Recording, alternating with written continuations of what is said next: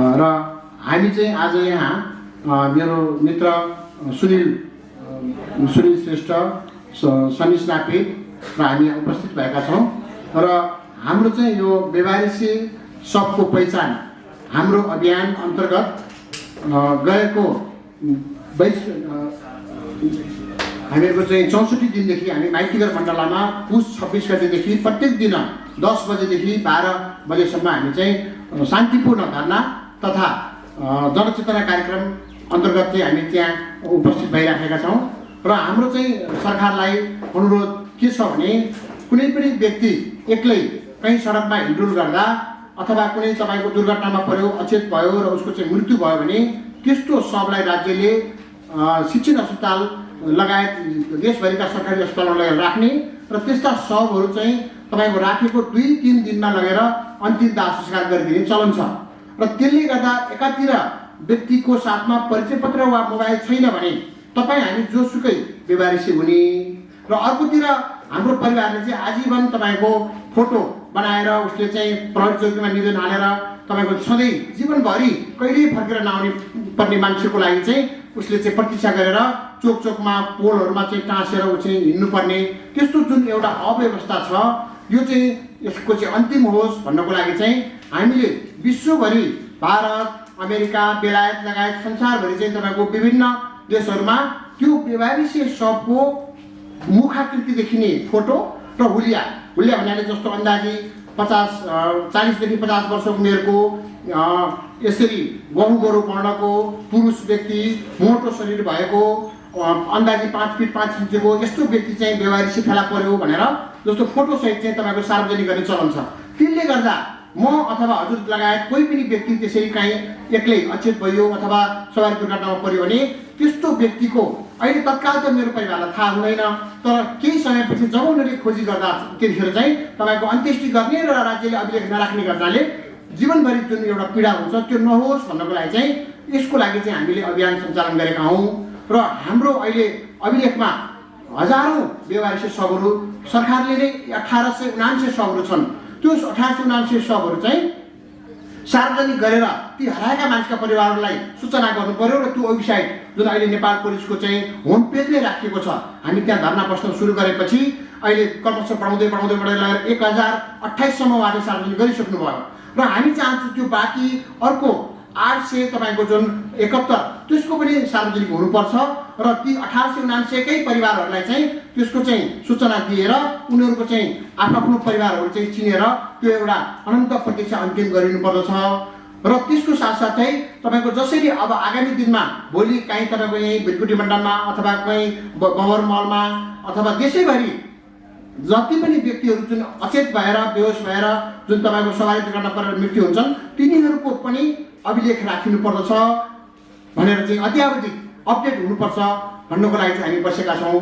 र यस अवधिमा सरकारले केही एउटा जुन गएको 2017 साल फागुन 4 गते एउटा 9 सदस्यीय जुन सहसचिवको नेतृत्वमा गृह सहसचिवको चाहिँ कमान्डमा चाहिँ 9 सदस्यीय एउटा मिटिङ बस्यो र त्यसबाट चाहिँ 3 सदस्यीय समिति बनाएर हालसम्म बेवारिसी शवहरूको चाहिँ जुन बिना निर्देशिका चलाउने गरिएको थियो त्यसको लागि एउटा निर्देशिका मस्यौदा तयार गर्ने भनेर त्यो एउटा काम हुँदै गरेको छ। र सम्भवतः यही चैतको 3 गते त्यो मस्यौदा सरकार समक्ष पेश हुन्छ र क्याबिनेटले त्यसलाई पारित गर्छ होला। र अर्को कुरा बाँकी विभिन्न प्रहरी चौकीहरूको फाइलहरूमा थन्किएर बसिएका यी बेवारिसी शवहरू जसका चाहिँ आफन्तहरू तपाईँको यो टेलिभिजनमाहरूमा युट्युबहरूमा रोएर कराएर आइराखेका छन्, उनीहरूलाई थाहा छैन हाम्रो मान्छे जिउँदै आउँछ भनेर बसिराखेका छन्। हुनसक्छ न उनीहरू त्यहाँ पो छन् कि, त्यसैले त्यो सार्वजनिक होस् र बाँकी फोटोहरू पनि त्यहाँ चाहिँ तपाईँको अपलोड गरियोस् भनेर हामी लागेका छौँ। र यस जुन एउटा यो शुभ कार्य गर्नको लागि चाहिँ हामीलाई आफू कुनै व्यक्तिगत रूपमा हामी कुनै संस्थागत नभइकन व्यक्तिगत रूपमा चाहिँ हामी चाहिँ आफै भोलिन्टरली यसमा लागेका छौँ। र यसमा हामीलाई अनुभव कहाँबाट प्राप्त भयो भने गएको भूकम्पमा तपाईँ हामी जुन पराकम्प आएर घरमा बसिरहँदा हामी समूह चाहिँ शिक्षण अस्पतालमा गएर ती भएका बेवारिसी शवहरू चाहिँ त्यसलाई चाहिँ व्यवस्थापन गर्ने कार्यमा हामी लागेका थियौँ। त्यतिखेर नेपाल सरकारले बिना अभिलेख कैयौँ शवहरू लगेर चाहिँ तपाईँको शिक्षण पशुपति मा चाहिँ लगेर जलाइयो। र त्यो गर्दाखेरि के भयो भने अर्कोतिर तपाईँको हाम्रो चाहिँ परिवार पर्खेर बस्ने उता चाहिँ हजारौँ तपाईँको सङ्ख्यामा चाहिँ बेवारिसी हुने त्यो नहोस् भन्नको लागि चाहिँ हामीले चाहिँ शिक्षण अस्पतालमा बसेर सरकारलाई यसरी तपाईँको बिना अभिलेख जलाउन पाइँदैन, ती बेवारिसी शवहरूको चाहिँ परिवारहरू खोज्न आउँछन् भनेर हामीले चाहिँ नेपाल सरकारलाई विभिन्न ठाउँमा चाहिँ पर्चा कम्प्लिट गरेर यसरी तपाईँको उनीहरूलाई यसरी नजलाऊ भनेर भनेपछि त्यसरी जुन तपाईँको सरकारले जलाउने काम गरेको थियो त्यो जलाउने कामहरू चाहिँ चन्दा उठाएर हेर्नुहोस् त, तपाईँ हाम्रो घरमा परिवार छैनन् र हामीसँग के पैसा छैन र हाम्रो सब लगेर राज्यले चन्दा उठाएर जलाइदिने र त्यसरी पशुपति भरि त्यसरी जलाइएको थियो र यिनका परिवारहरू आज तपाईँको शिक्षण अस्पतालबाट लगेर जलाइएकाहरू चाहिँ अहिले पनि 72 सालदेखि मेरो परिवार हरायो, फलानु हरायो, यति वर्षको हरायो भनेर रोएर हिँडिरहेका छन्। तर को जलाइए यसको कुनै अभिलेख छैन। त्यसैले हामी सरकारलाई यो जुन 2 ट्रक लगेर जलाइएको थियो त्यो को हुन् त्यो सार्वजनिक गरिनुपर्दछ र त्यो सार्वजनिक गरिसकेपछि तिनको फोटो र हुलियाले ती अहिले हराएका मान्छेका परिवार चाहिँ भोलि पनि अर्को विपत्ति आइपर्ला। हजुर हामी यसै गरेर हाम्रो शरीर रोग बेवारिसी नहोस् र त्यो त भयो एउटा भूकम्पको समयमा र अरू पनि समयमा हिजो आज प्रत्येक दिन उपत्यकाभित्र 1 र बाँकी 74 जिल्लामा चाहिँ 2 गरेर प्रत्येक दिन 3 जना भन्नाले एउटा ठुलो यो चाहिँ तपाईँको हजारौँको सङ्ख्यामा वर्षेनी जुन एउटा बेवारिसी भएका छन् ती सबै चाहिँ राज्यको चाहिँ सूचनामा आएको हुन्छ र तिनको फोटो खिचिएको हुन्छ र ती प्रहरी कार्यालयमा राखेका फोटाहरू चाहिँ अब हामी चाहिँ सार्वजनिक होस् भन्नको लागि चाहिँ हामीले चाहिँ शान्तिपूर्ण धरना गरेर हामी बसेका छौँ र हाम्रो कुनै पर्चा कुनै पम्पलेट त्यस्तो कुनै तपाईँको प्रचारहरू नगरिकन हामी आएर शान्तिपूर्ण रूपमा बसेका छौँ र हजुरहरूको सहयोग भयो भने सम्पूर्ण हराएका मानिसका परिवारहरूलाई म यहीँबाट के आह्वान गर्न चाहन्छु भने हामी तपाईँहरूको परिवार यदि साँच्चीकै बेवारिसी भएर मृत्यु भएर गएको रहेछ भने तिनीहरूको चाहिँ कमसेकम उनीहरूको फोटो सार्वजनिक गराउन हामी लागि परेका छौँ र भविष्यमा कसैको पनि परिवार यदि कहीँ गएर तपाईँको यदि बेवारिसी भएर मरेको छ भने त्यस्तो सूचना हामीले पाउन सक्ने एउटा जुन सरकारमा चाहिँ संयन्त्र बनाओस् भन्नका लागि हामी लागि परेका छौँ। त्यसैले हजुरहरूको परिवार आज जुन तपाईँको गुमाउनु भएको छ त्यो सकुशल आओस्, तर यदि आउनु नहुने भएको ठाउँमा छ भने त्यस्तोको चाहिँ सूचना हामी सरकारले दिलाओस् भन्नका लागि हामी लडिरहेका छौँ र यसमा हामीले बोल्नै पर्ने हुन्छ। हामीले अध्ययनको क्रममा कस्ता कस्ता घटनाहरू पायौँ भने अहिले पनि राज्यले 1028 भन्दा बाँकी सार्वजनिक गरेको छैन, किन नगरेको र त्यसमा कस्ता कस्ता घटनाहरू छन् हामीले अध्ययनको क्रममा कस्ता पायौँ भने जस्तो बालाजु बसन्तनगरमा चाहिँ तपाईँको यति दर्दनाक सामूहिक बलात्कार भएको छ। त्यहाँनिर तपाईँको 6 जना व्यक्तिले एउटा 24-25 वर्षकी एउटा नारीलाई चाहिँ बालिकालाई चाहिँ तपाईँको बलात्कार गरेर तपाईँको 2072 साल कार्तिक 21 गते 1 बजे तपाईँको बसन्तनगर भन्ने ठाउँमा चाहिँ तपाईँको बलात्कृत बालिका चाहिँ अचेत भएर तपाईँको उनको उपचारको लागि शिक्षण अस्पतालमा उद्धार गरिँदाखेरि उनको उपचारको क्रममा मृत्यु भयो। तिनको तत्काल फोटो खिचियो, सजीवनी मुचुर्का उठाइयो, त्यहाँ पोस्टमार्टम रिपोर्ट तयार भयो, फाइल भयो, अनुसन्धानले प्रतिवेदन दियो, तर अहिले त्यो फाइल कहाँ छ हजुर हामी कसैलाई थाहा छैन। अब आज तपाईँ यदि त्यो पन्त अथवा भट्ट भइदिएको भए आज माइती घरमा हजारौँ मानिसहरू उर्लिने थिए, तर त्यो पन्त पनि होइन भट्ट पनि होइन, त्यो को हो त? त्यो बेवारिसी लास हो र त्यसको कुनै फोटो पनि छैन, तिनको थर पनि छैन। त्यसैले तिनको लागि तपाईँ हामी सबै मिलेर एकजुट हुनुपर्छ, किनभने जसको कोही छैन उसको भगवान हुन्छ।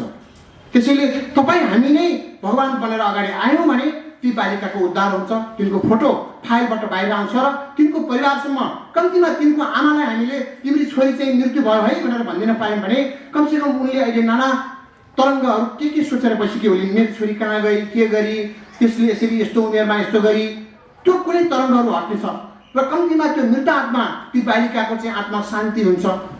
त्यसैले हामी के चाहन्छौँ भने हजुरहरू हामी ती बालिकाको लागि अगाडि आउँ। हजुरको अर्को विदेशबाट आएकाहरू अहिले के भन्छन्, नेपालमा एयरपोर्टमा ओर्लिने बित्तिकै हाम्रो कान्तिपुरी नगरी, यो त तपाईँको भानुभक्तको कान्तिपुरी नगरी, तर कान्तिपुरी नगरी कहिलेदेखि गोरखपुर भयो, कहिले तपाईँको लखनऊ भयो उहाँहरूलाई थाहा छैन। यहाँ तपाईँको मानिसहरू त्यो झोला एयरपोर्टदेखि नै झोला तानेर ट्याक्सीमा हाल्नेदेखि लिएर होटेल तपाईँको जबरजस्ती लाने कस्तो कस्तो कामहरू गर्छन्। आज एउटा बालक तपाईँको 2000 हजुरहरूलाई 71 साल 10 महिना 26 गते 7 बजे गौशालाको तपाईँको सिराज शर्माथा लजमा सुतिरहेको विदेश जान ठिक परेको एउटा बालक केटो हाम्रो चाहिँ भाइ तपाईँको ऊ चाहिँ बेवारिसी भयो। शिक्षण अस्पतालमा लगेर जाँदाखेरि तपाईँको पोस्टमार्टम रिपोर्टमा उसको के देखिएको छ भने उसको मृत्युको कारण तपाईँको सन्देह छ, हत्या भएको हुनसक्छ। आज त्यो हत्या भएको जुन व्यक्ति आज को हो भनेर उसको फोटो राज्यले सार्वजनिक गर्न चाहेको छैन। त्यसैले 71/10/26 गौशाला प्रहरी वृत्तमा भएको फाइलबाट त्यो बालकको फोटो निकालेर यी अहिले हजुरहरूको पासमा कयौँ व्यक्तिहरू आएका छन्, हाम्रो चाहिँ मान्छे हरायो खोजिदिनुहोस् यी फोटो भनेर देखाउँछन्। कतैबाट तिनको फोटो न यही त्यही गौशाला सिराहा सहरमा त बसेको व्यक्ति पो हो कि? त्यसैले यो बालक लजमा सुतेको मान्छे कसरी बेवारिसी हुन सक्छ? उसको फोटो हुनुपर्छ, उसको कम्तीमा त्यहाँ पासपोर्ट होला, तपाईँको टिकट होला, ब्याग लगेज होला। त्यसैले यस्ता कुराहरू चाहिँ हामीले बाहिर ल्याउनको लागि हजुरहरू भगवान भएर अगाडि आइदिनुहोस्। र हामीले सकेनौँ, हामी त बस्यौँ, हामीले त 64 दिन आफ्नो घरको खाएर आफ्नो घरको छोरीको फिस पनि ऋण गरेर हामीले चाहिँ तिरी हामी त्यहाँ बसेका छौँ। तर तपाईँहरू चाहिँ अब अगाडि आइदिनु पर्यो। र तपाईँको अर्को हेर्नुहोस् न, पशुपति मन्दिर हामी शिवरात्रिको उपलक्ष्यमा म हजुरहरूलाई फेरि पनि हिन्दू राष्ट्र भनौँ हिन्दूमा हाम्रो धेरै हिन्दू भएको देश भएको हुनाले चाहिँ हामी शिवरात्रि धुमधामसँग मनाउँछौँ। गएको ढिलै भए पनि म शिवरात्रिको उपलक्ष्यमा सबैलाई चाहिँ हार्दिक शुभकामना व्यक्त गर्दछु। त्यही पशुपति दर्शन गर्न गएको हजुर हामी जस्तै व्यक्ति तपाईँको 2072 साल भदौ 14 गते तपाईँको त्यो लाहुरी मान्छे विदेशबाट आएर होटलमा बसेको त्यही गौशाला परिसरमा प्राय हिजो आज नेपालमा आएका विदेशबाट जुन आएका हाम्रो लाहुरीहरू बस्ने नै गौशालातिर हो। त्यो 72 भदौ 14 गते कामपा 8 पशुपति मन्दिर परिसरमा मर्निङ वाकमा बिहान 8 बजे आएको 35-40 को पुरुष छना खाजाको मान्छे हेर्नुहोस् त, उसको फोटो सार्वजनिक गरियोस् भनेर हामी चाहिँ लागि परेका छौँ। होइन उसको घाँटीमा लागेको सिक्री मोबाइल कहाँ लगेको त्यो हामीलाई चाहिएन, कम्तीमा उसको फोटो सार्वजनिक भयो भने यी वैदेशिक रोजगारीबाट फर्केका हाम्रा दाजुभाइका परिवारहरूले राहत पाउँछन्। उसको परिवारले कम्तीमा मेरो छोरो विदेशमा गएर अलपत्र परेको छैन, यसरी यहाँ गौशालामा आएर मरेको रहेछ, मर्निङ वाकमा जाँदा बितेको रहेछ भन्ने कुरो थाहा त पाउनु पर्यो नि। के ती आमा बाउले त्यो पाउने अधिकार छैन? के सरकारले त्यसको फोटो पनि सार्वजनिक नगर्ने? चौकीमा भएको फोटो, गौशाला वृत्तमा भएको फोटो सार्वजनिक नगर्ने? तपाईँको म अब अर्को भन्नुहोस्, जस्तो अब हिजो आज महिलाहरूलाई भन्न सजिलो छ, हाम्रो अन्दाजी 30-35 वर्षको 5 फिट उचाइ भएको हरियो सुरुवाल, रातो बुट्टे कुर्ता, रातो फिक्का स्वेटर लगाएको, रातो चप्पल, चोरी औँलामा रिङ, दुवै खुट्टामा पाउजु लगाएकी महिला बौद्धको त्यो पिपल बोटमा तपाईँ सडक पार गर्दै गर्दा सवारी साधनले उनलाई ठक्कर दियो। ऊ त्यहाँ तपाईँको अचेत भई अस्पताल पुर्याउँदाखेरि ऊ मृत्यु भइसकेको रहेछ। उनको शरीरबाट सुत्केरीको गन्ध आइराखेको मान्छेले भन्छन् भनेपछि ऊ त्यहाँबाट पक्कै पनि फेरि उसको दिदीसीको 1 पाउन्ड दुध र 2टा मुठा हरियो साग रायोको साग बोकेर हिँडेकी मान्छे, त्यस्तै मान्छे त्यहीँको त्यही तपाईँको अब कोही खोज्न आएनन् उसका परिवारहरू। सायद उसको बच्चा थियो होला कोठामा। तपाईँको त्यस्तो दर्दनाक यो बौद्ध प्रहरी वृत्तमा त्यो 71 साल मङ्सिर 1 गते रजिस्टर भएको छ।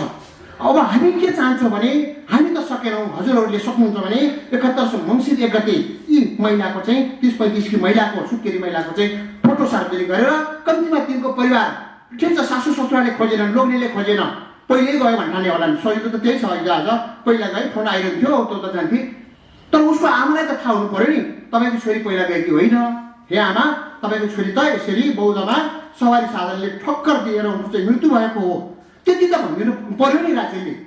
त्यसैले हाम्रा छोरीहरू तपाईँको बलात्कृत हुने, छोरीहरू तपाईँको पहिला गयो भनेर भनिदिने, विदेशबाट आएको तपाईँको हाम्रा यी दाजुभाइहरू चाहिँ दिनदहाडै तपाईँको लुटिने, एउटा 10-20 हजारको लागि चाहिँ तपाईँको बेवारिसी बनाइने जुन एउटा आतङ्क भएको छ, हामी तिनीहरूले गर्दा यी मुठीभरिका यी लाउरे र तपाईँका यी राम्रा केटीहरूले गर्दा अरू तपाईँ हामी पनि यहाँ बेवारिसी हुने भयौँ, हाम्रो समेत फोटो सार्वजनिक नहुने भयो। त्यसैले हामी के चाहन्छौँ भने यो बेवारिसी भनेको सानो मुद्दा होइन, यो साह्रै दर्दनाक ठुलो खेल छ।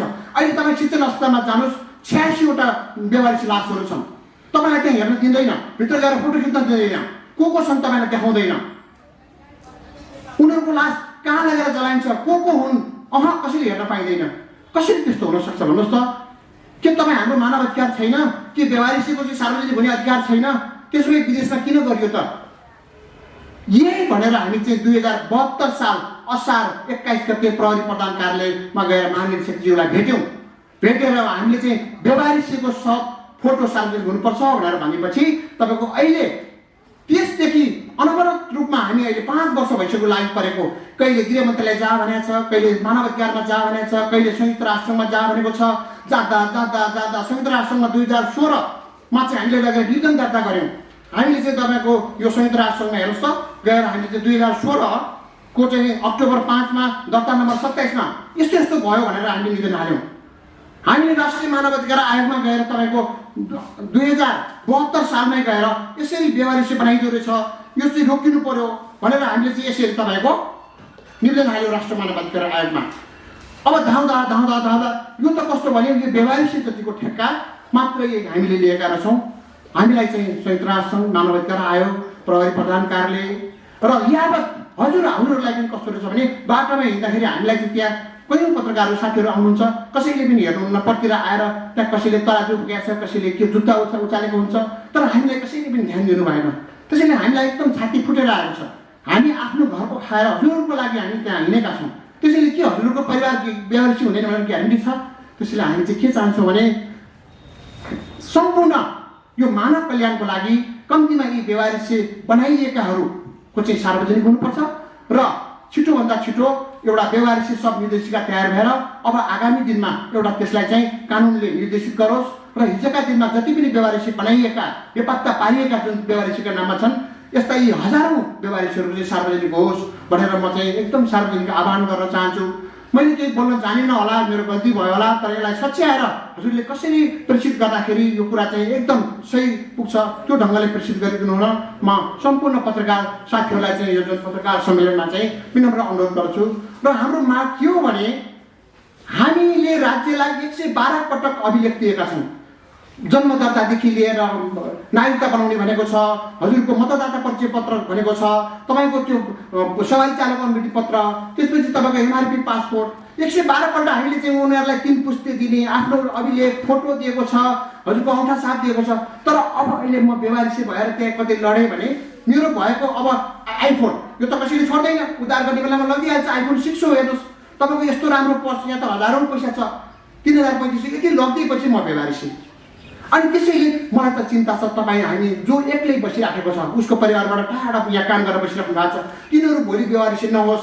त्यसैले हिँड्दा डुल्दा पनि बहुत सचेत भएर हिँड्नुपर्छ हामीले।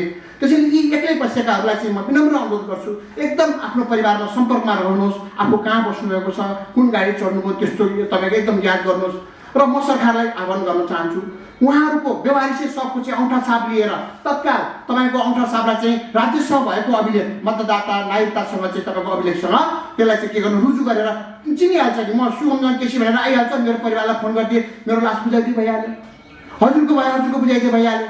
त्यो भएन भने सञ्चार माध्यम यत्र छन्, कुनैमा मेरो फोटो ल्याएर अब यहाँ त बेवारिसी सार्वजनिक हुनलाई कि त टाउकै काटिनुपर्छ। अस्ति भर्खर तपाईँले देख्नुभयो एउटा टाउको काटेको बेवारिसी, किन? त्यो त ठुलो घटना भयो नि। तर टाउको नकाटेका बेवारिसीहरू अहिले सिजन अस्पतालमा बसिराखेका छन्। ती सबको टाउको हामीले काटिदिन पाएको थियो, सबैजना सार्वजनिक हुन्थे, आफ्नो परिवारमा जान्थे। त्यसैले यहाँ त टाउकै काटिनु पर्ने कि त?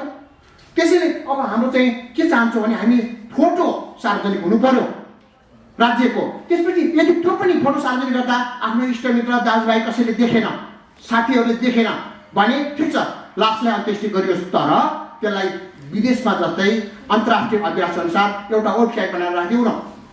त्यति एउटा वेबसाइटमा राख्थ्यौँ भनेको 5 वर्ष भइसक्यो, आज 64 दिन भइसक्यो। त्यसैले हामीले चाहिँ अन्तिम विकल्पको रूपमा यो हजुरहरूको शरणमा आएका छौँ। अब हामीलाई आशा छ तपाईँहरूबाट पनि भएन भने अब हामीबाट चाहिँ यो हुन सक्दैन। एकदम कसरी हुन्छ यसलाई सहयोग गरिदिनु हुन र हजुरका अन्य पत्रकार साथीहरूलाई पनि भनेर यसलाई चाहिँ तपाईँको जनमानसमा ल्याइदिनु हुन विनम्र अनुरोध गर्दछु।